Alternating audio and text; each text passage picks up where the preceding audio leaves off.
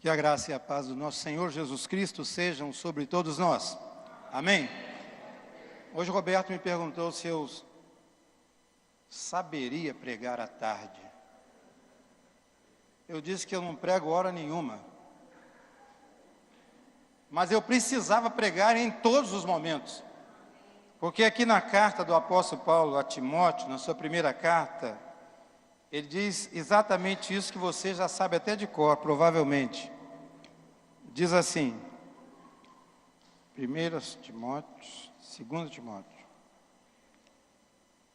2 Timóteo, capítulo 4, versículos 1 e 2, dizem assim: na presença de Deus e de Cristo Jesus, que julgará todos os seres humanos, tanto os que estiverem vivos como os que estiverem mortos, eu ordeno a você com toda firmeza o seguinte: por causa da vinda de Cristo do seu reino, pregue a palavra e insista em anunciá-la, seja no tempo certo ou não. Procure convencer, repreenda, anime e ensine com toda a paciência. Então eu deveria pregar desde a meia-noite até a meia-noite do dia seguinte.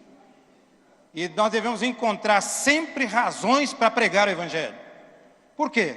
Romanos 1,16, por favor, alguém leia para mim. Eu estou lendo a tradução na linguagem de hoje, não é uma tradução muito usada. Então, Romanos 1,16 e depois 1 Coríntios 9,16. Romanos 1,16 diz o quê? Quem leia bem alto, irmã.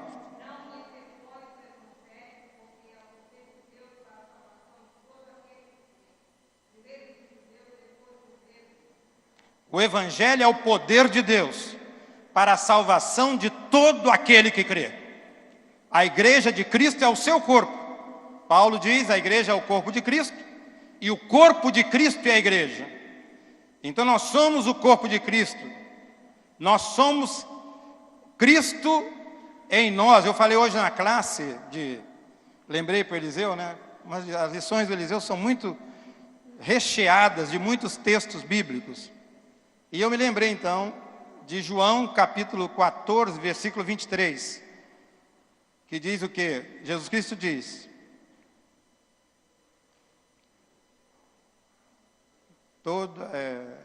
alguém leia para mim, Romanos 14, 20, Romanos não, João 14, 23. Guardará.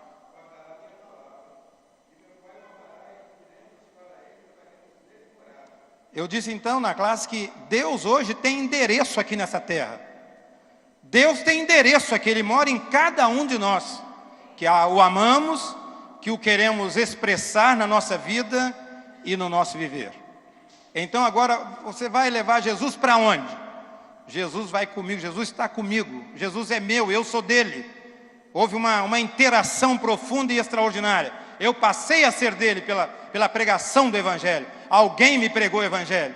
Alguém disse que eu precisava ser salvo e que não haveria outro meio para me salvar, se não fosse através de Jesus Cristo. Alguém disse que Jesus desceu da glória celestial. Alguém disse que ele se encarnou, tornou-se homem, tomou a forma de homem, e viveu aqui durante 3 anos e meio, e chamou 12 discípulos, e os preparou para que eles continuassem a sua caminhada, a caminhada que ele iniciou como pregador supremo do Evangelho. Porque ao mesmo tempo que Jesus é o mensageiro, ele é a mensagem também. Ele é o mensageiro e a mensagem ao mesmo tempo. Ele é a mensagem e o mensageiro. E nós que somos mensageiros do Senhor, pregamos a Cristo o Senhor, como Cristo que ressurreto porque Ele morreu, ressuscitou e vive para todo sempre. Mas eu pedi outra leitura. 1 Coríntios 9, 16. Alguém pode ler.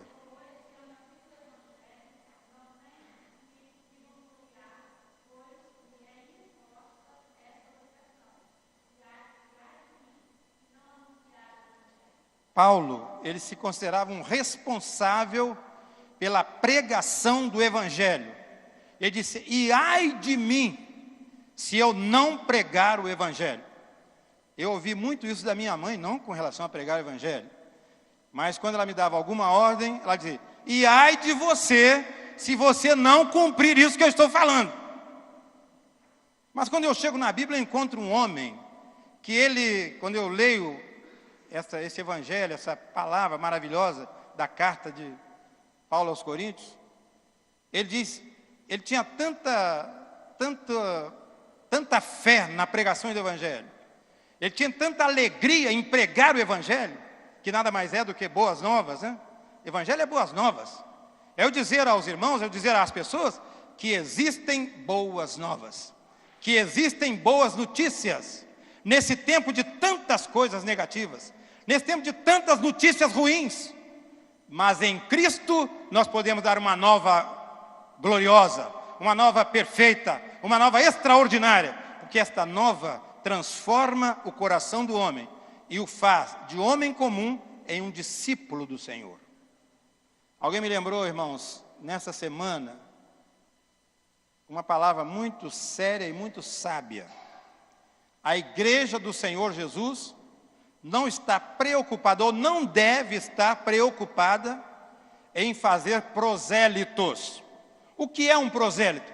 É uma pessoa que passa de uma religião para outra, mas continua a mesma coisa.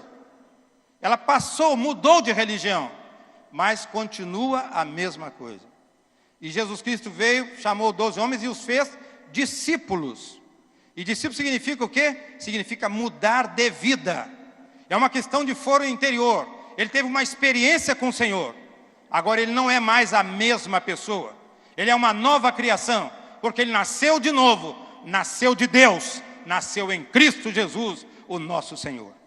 E por isso Paulo, na segunda carta aos Coríntios, capítulo 5, versículo 17, o que é que ele diz? Você pode dizer comigo? Aquele que está em Cristo é uma nova criatura. As coisas velhas já passaram, eis que tudo se fez novo. Uma outra tradução diz: quem está em Cristo é uma nova criação. Aquela criação velha acabou. Quando Eliseu estava falando na classe hoje lá, eu me lembrei que ele disse que aquele Jesus que estava lá em cima, como filho, como Deus, ele se tornou filho de Deus ao vir aqui. Ele era Deus, ele é Deus. Ele não só era, ele é Deus. E ele se tornou então, através da encarnação, ele se tornou então o Filho de Deus e veio aqui para a terra. E trabalhou aqui durante 33 anos e meio. O ministério foi de 3 anos e meio, mas a sua vida foi mais ou menos 33 anos e meio. E ele trabalhou aqui com homens fracos, homens pobres, homens limitados, homens tipo Paulo César Lopes, que não vale nem para o lixo, mas o Senhor pegou este homem e transformou e fez dele um servo de Deus. Eu preciso honrar este nome. Eu preciso honrar que eu não sou nada além disso. Eu só sou servo de Deus, ou eu só deveria desejar ser um servo de Deus e nada mais. E por que Jesus Cristo fez isso?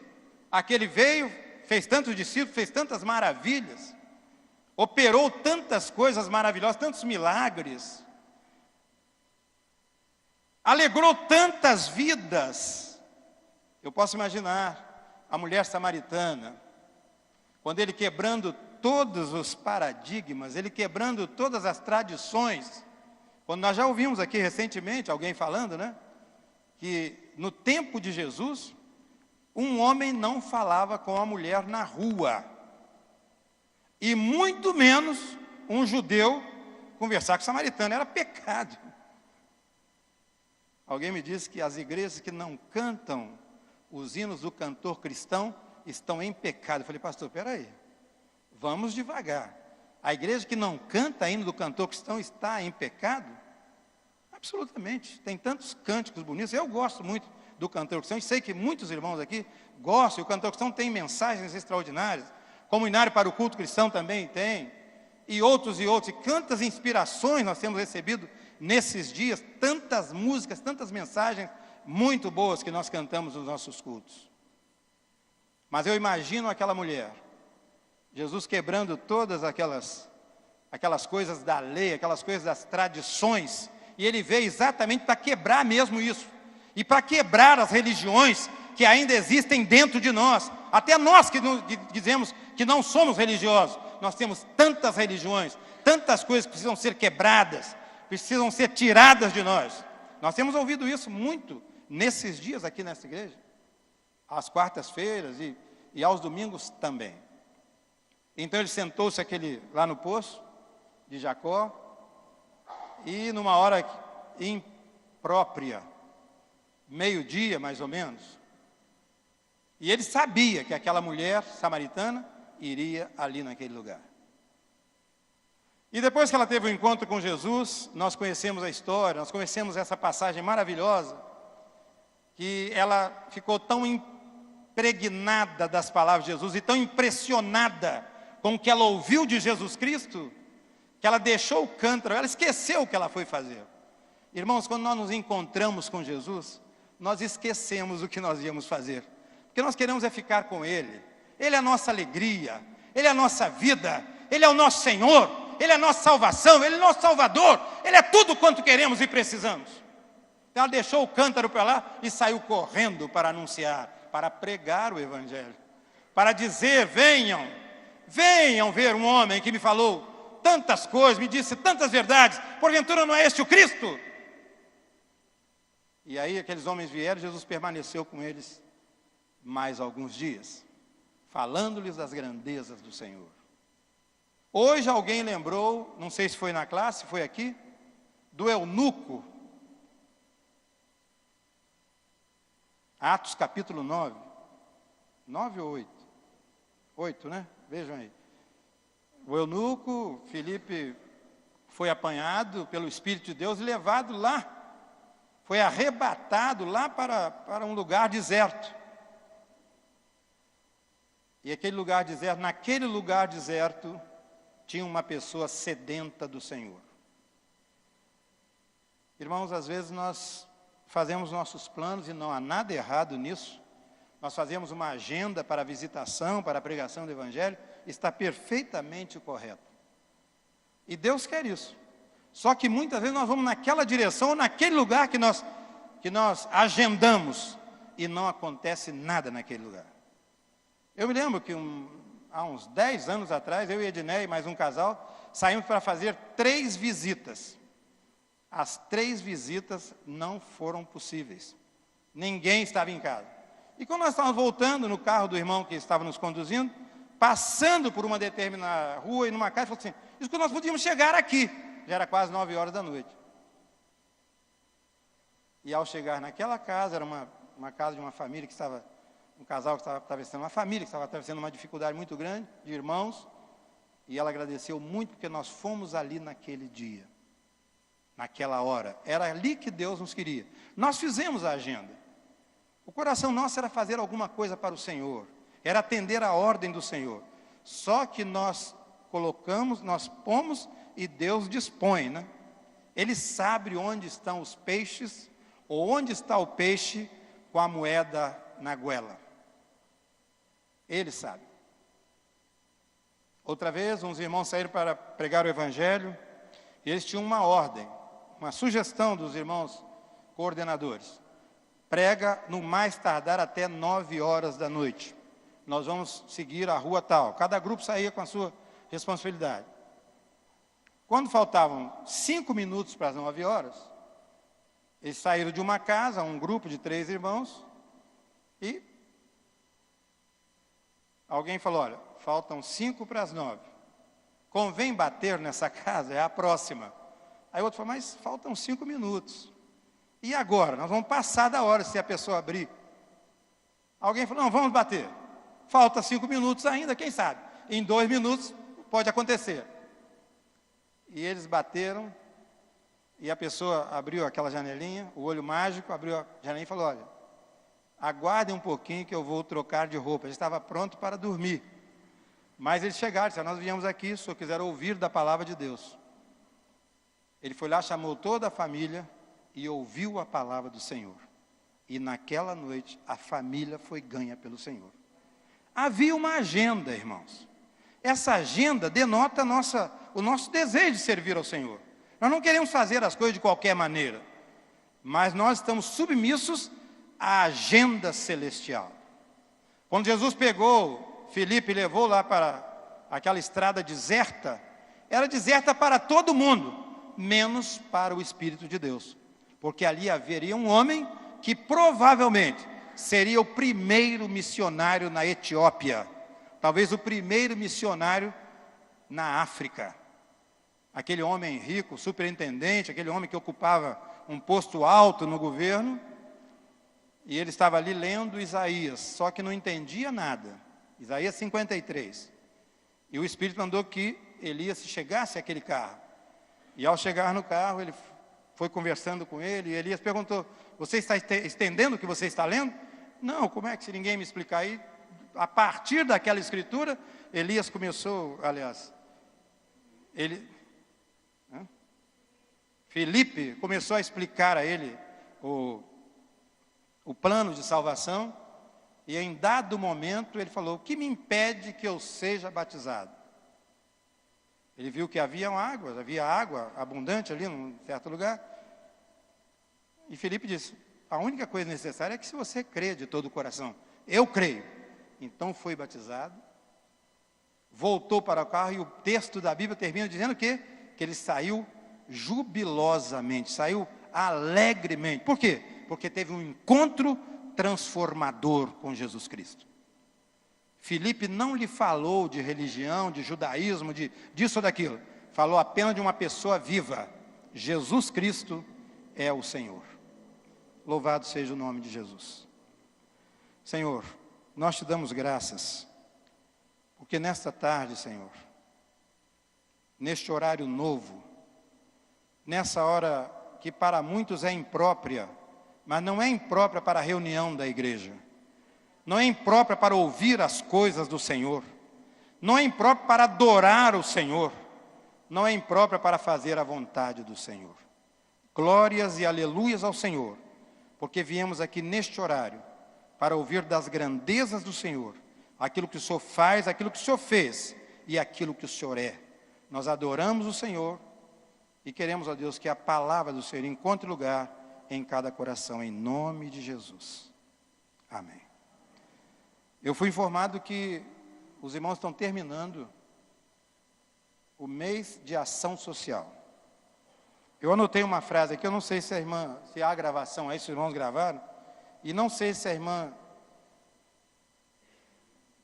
seria capaz de dizer a mesma frase, com as mesmas palavras, mas eu anotei na hora que ela falou. A irmã Celinha disse isso. A ação social é o quê? É a vida inteira. A ação social é a vida inteira. Eu não conheço ação social sem a pregação do Evangelho de Jesus Cristo. Eu não conheço ação social que leve as pessoas a terem uma experiência viva com o Senhor. Eu não conheço ação social que não leve a pessoa a compreender que ela é uma pecadora, irremediavelmente perdida, vai para o inferno. Mas Jesus veio ao encontro dela para abrir-lhe a oportunidade para aceitar o Senhor e ter agora como destino as mansões celestiais. Nós estamos todos destinados ao inferno, à morte eterna. Mas Jesus veio para transformar essa morte em vida e vida em abundância. Então, quando Eliseu falava que ele veio para aqui, e eu me lembrei que ele alegrou tantas vidas maravilhosas, citei apenas duas aqui, e poderia citar muitas outras, Cornélio e tantas outras. Ele fazendo isso aqui na terra, estava alegrando lá em cima. Por quê? A Bíblia diz que por um pecador que se arrepende, há alegria nos céus. Irmãos, a igreja de Jesus Cristo está aqui para deixar o céu alegre, para deixar o céu em festa. É por isso que às vezes nós encontramos pessoas pobres, necessitadas. A Bíblia fala muito sobre pobres, necessitados, estrangeiros e viúvas. E lá em Deuteronômio capítulo 15 até o verso 11, fala muito isso. Eu não vou ler o texto aqui não, mas os irmãos podem ler. É Deuteronômio 15, 11. fala que o povo de Deus precisa cuidar dessas pessoas que estão inseridas nessas classes sociais. Viúvas, pobres, necessitados e estrangeiros. E eu não sei se é nesse texto ou no outro, mas o Senhor fala que o povo deve se lembrar que ele foi também estrangeiro no Egito. Ele sofreu, ele deve agora falar daquilo que ele passou. E quando a gente fala daquilo que nós passamos, irmãos, nós temos a experiência é muito mais valorosa, porque nós contamos aquilo que nós conhecemos na nossa pele. Por que nós falamos do Evangelho de Jesus Cristo? Por que nós queremos falar deste Evangelho, deste poder maravilhoso? Porque nós sofremos, entre aspas, né, essa transformação maravilhosa. Nós éramos esse ou aquele, nós éramos isso ou aquilo, nós ocupávamos essa ou aquela função, mas agora nós somos com esta ou com aquela função, nas mais diferentes classes e funções, nós somos discípulos do Senhor. Se nós abrirmos a Bíblia lá em Esdras, nós vamos ver que quando o povo estava voltando do cativeiro babilônico, Esdras, o texto faz questão de registrar ali, não sei se é capítulo 4, 6, por ali, registrar ali que haviam pessoas, quais eram as pessoas que estavam no povo? Perfumistas. Perfumistas. Pessoas que ocupavam outras funções, mas foram chamados para quê? Para edificar o muro que estava destruído, para edificar a casa, o templo, para voltar para Jerusalém, porque Deus queria que seu povo voltasse, e Deus tem um plano muito especial com Jerusalém. Eles podem fazer o que quiserem, ninguém consegue destruir Jerusalém. Por quê? Jerusalém foi escolhida por Deus. Deus escolheu Jerusalém. Há muitos hinos que nós cantamos hoje sobre Jerusalém. Até aquele hino 521 do cantor cristão, dormindo no meu leito. Jerusalém, Jerusalém, o teu dia vai raiar. Cantai, ó Santa Grei. A igreja do Senhor canta a nova Jerusalém. E diz lá em Apocalipse, né? Nós temos uma nova Jerusalém que vai descer do céu. Que vem de lá. Mas a Jerusalém terrena aqui, eles podem tentar fazer o que quiserem. Alguns irmãos aqui mais antigos e que liam a história, lembram-se daquela guerra dos 6 dias, quando eles estavam no Yom Kippur, que é uma celebração que o judeu tem muito respeito. Eles não fazem nada, não pegam em armas, não comem, não fazem nada. É um dia totalmente dedicado ao Senhor. E o inimigo então preparou uma invasão exatamente naquele dia. E o general do exército era Moshe Dayan. Os irmãos se lembram disso. Ele fez um caminho no Estreito de Suez, de navios. Rapidamente ele conseguiu formar aquele caminho de navios, e ele ia destruir os inimigos. Então a ONU entrou e pediu que Israel não fizesse isso. É um país desse tamanho, mas é um país escolhido pelo Senhor. É um país que vem lá de Abraão.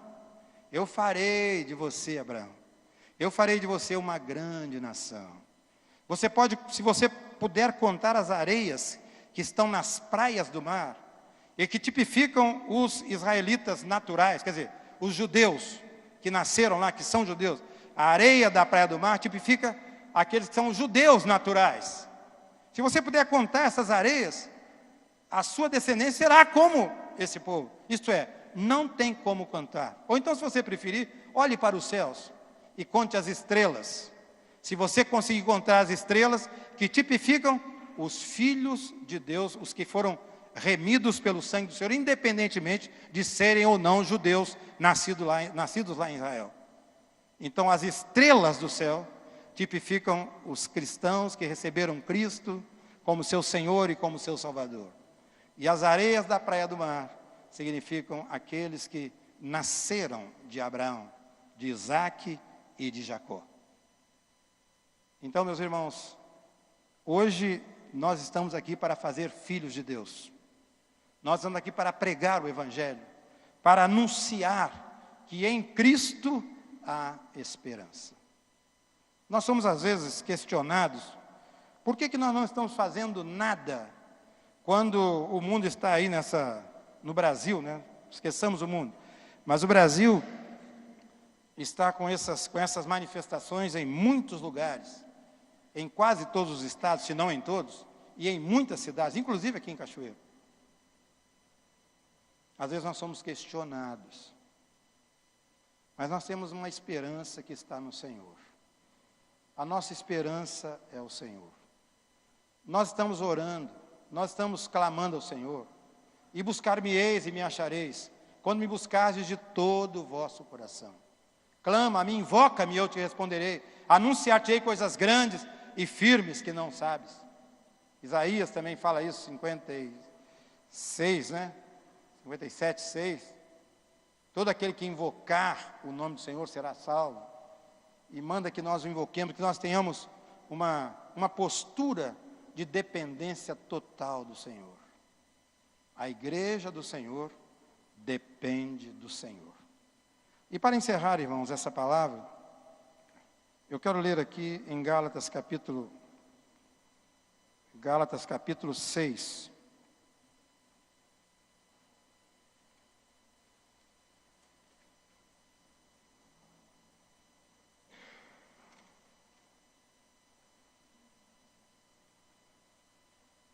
Seis, 2 e 6:5. Eu vou ler na minha tradução, depois eu peço que o irmão leia em voz alta na sua tradução. Os dois versículos. Gálatas 6:2 e 6:5. Ajudem uns aos outros e assim vocês estarão obedecendo à lei de Cristo. Verso 5. Porque cada pessoa deve carregar a sua própria carga. Leiam esses dois versículos nessa ordem, por favor, alguém leia.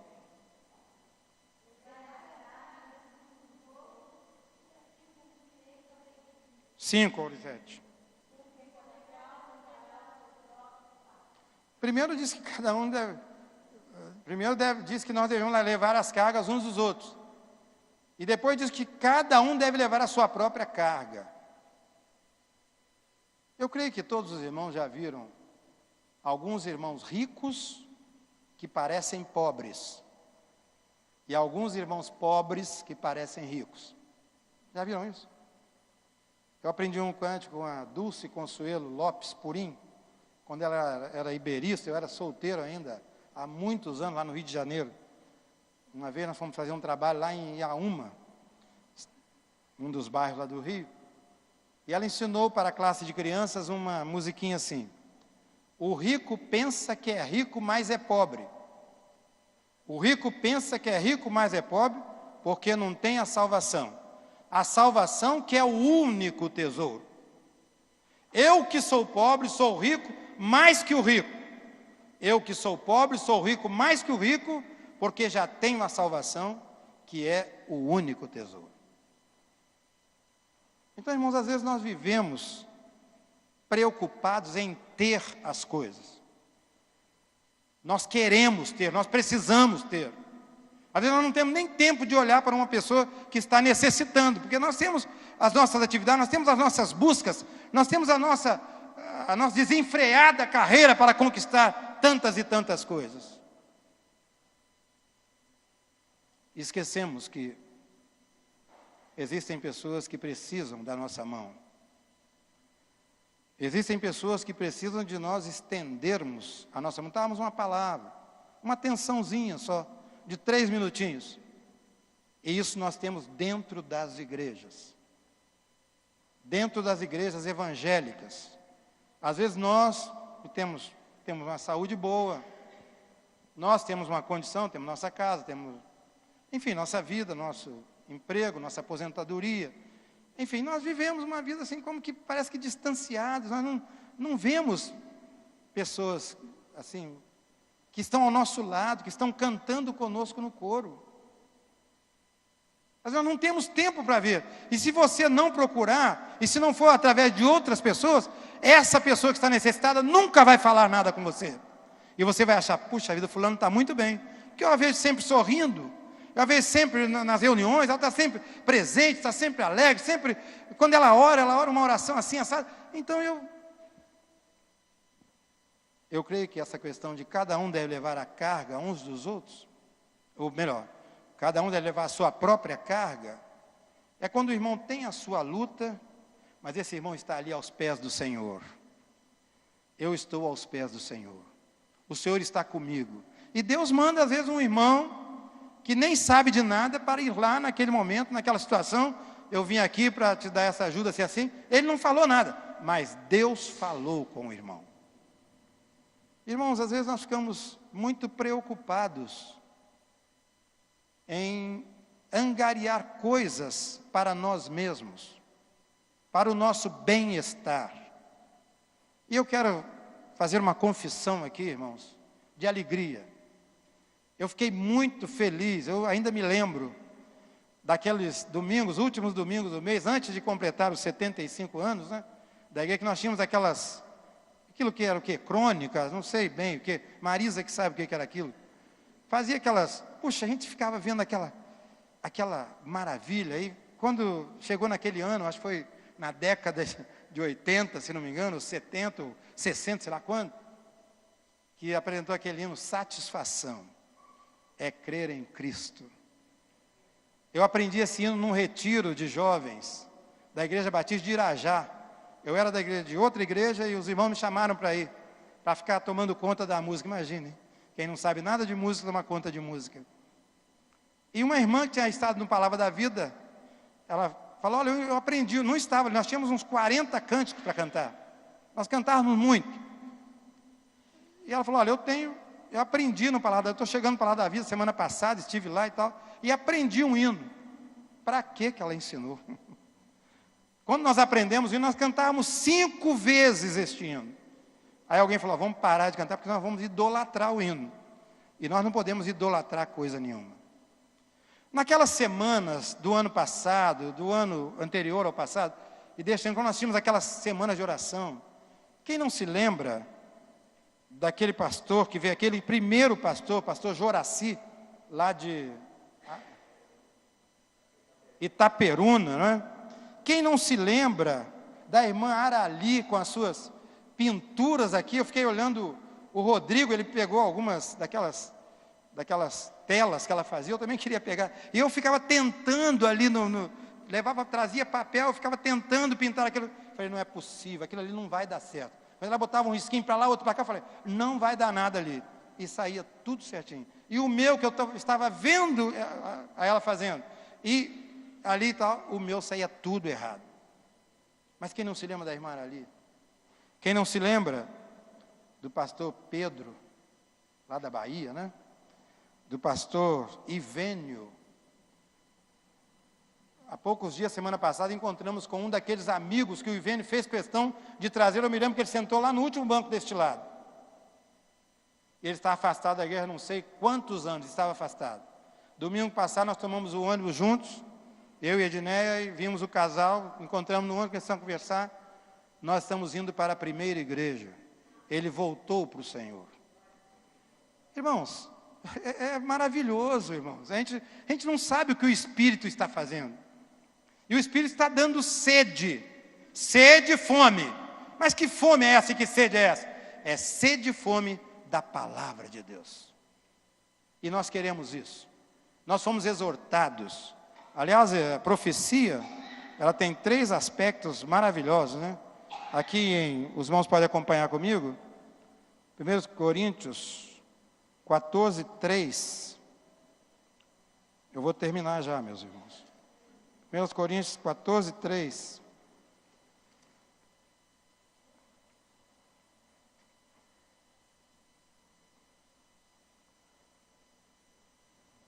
Porém,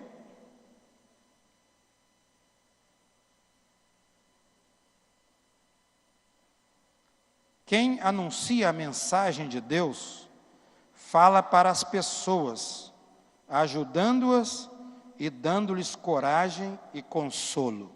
Como está na sua tradução?